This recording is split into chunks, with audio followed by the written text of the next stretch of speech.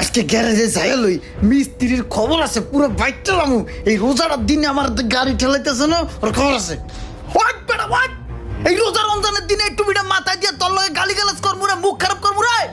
ওই বেটা তুই দুদিন পর পর কি ঠিক করে দেছ এটা? রোজা রাইতে আমি গাড়িটা ঠেললে গ্যারেজ পর্যন্ত আইছি, মাথাটা গরম হয়ে গেছে। ঠিক আছে আজকে পাগলা এরম চিত্তা টিত্তা আইলো কে, যা দেখি। কি ভাই কি হয়েছে বলেন? কি হয়েছে ভাই বলেন মানে? ওই মেয়ে তুমি আবার কি ঠিক করে দাও গাড়ি? দুদিন পর পর গাড়ি যায় নষ্ট হইয়া। ওই মেয়ে তোমার কি আমি টাকা দিব না ঠিক করে গাড়ি? তুমি কি ভাবছো তোমার টাকা মেরে খাইলামু? এই রোজার দিন আমার গাড়ি ঠেলে তো কি লিগা? আমার বুঝো গাড়ি বন্ধ হইলো কি লিগা মিয়া? গাড়িটা রাস্তার মধ্যে বন্ধ হয়ে গেছে গা, হাজার হাজার মানুষের সামনে আমার ইজ্জত গেছে গা, আমার রোজাটা বাতি হয়ে গেছে, আমার রোজাটা হালকা হয়ে গেছে মিয়া। কি হয়েছে ওটা কন, তাইলেই তো হয়, আমি ওটা ঠিক করে দেই। কিসে কন?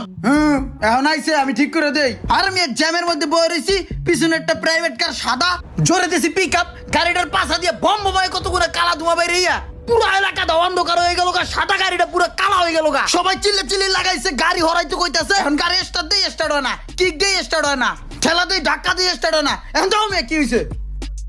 আচ্ছা ঠিক আছে, আপনি মাথাটা একটু ঠান্ডা করেন, রোজা রাখছেন বন, আমি দেখতাছি। হ্যাঁ মাথা গরম করে দিয়ে কয় ঠান্ডা হন।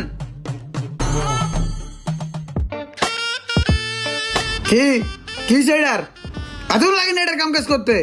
কাম কাজ কি সব পানিতে গুল্লা খায় লাইছিননি? না দেখেন ঠিক হয়ে গেছে তো, সব চালায় দেখেন। হয়ে গেছে দেখেন।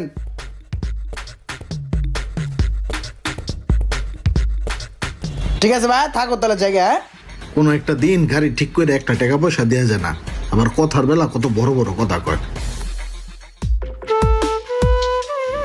মাঝে মাঝে কেন জানি মনে হয় গরিব হয়ে জন্মগ্রহণ করাটাই একটা অভিশাপ। আজকে যদি কোনো বড় লোক ঘরে জন্মগ্রহণ করতাম তাহলে আর এই দিনটা মনে আমার আসতো না, আর বোতলও টোকাইতে হইতো না।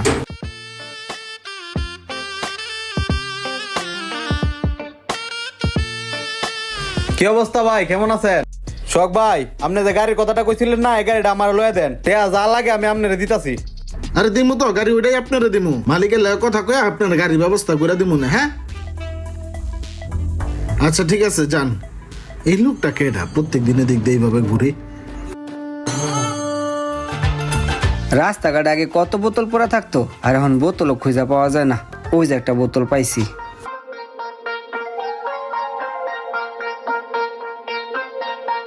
ভাই একটু এদিকে আসেন তো। ভাই একটা কথা বলি, কিছু মনে করেন না। আপনার পোশাক আশাক চলাফেরা দেখা তো মনে হইতাছে না যে আপনি এই কাজ করে খান। কেন করেন ভাই টোকাইগিরি?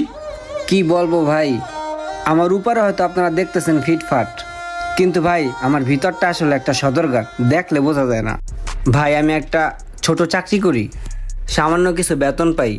সেই বেতনে ভাই ঘর ভাড়া, ঘরের বাজার, ছেলেমেয়ের লেখাপড়া, এগুলো সব দিয়ে ভাই আমি আর কুলাইতে পারি না। আর এই রমজান মাস আসার পর ভাই একদম টানা হেঁচড়াটা একটু বেশি লেগে গেছে গা, কারণ দ্রব্যমূল্যের যে হারে দাম বাড়ছে, আমগো মতো গরিবরা তো চাইলেই সবকিছু ইজিলি কিনতে পারে না। 2 দিন যাবৎ বাচ্চাটায় মালটা খাইতে চায়, কিন্তু প্যারা কেনার টাকাই তো নাই, মালটা করতে কিনুন। ভাই মালটা কত কইরা? 220 টাকা কেজি। আগে না কমা ছিল? হ ভাই, রমজান মাস তো তাই দাম বাইরে গেছে। চাল কেনার টাকা নাই, মালটা করতে কিনবো 200 টাকা দিয়া। ঠিক আছে ভাই। ও ভাই নিবেন না?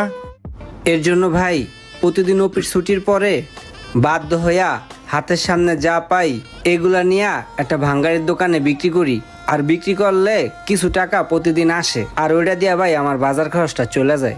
ঠিক আছে ভাই থাকেন, আসি। আসসালামু আলাইকুম।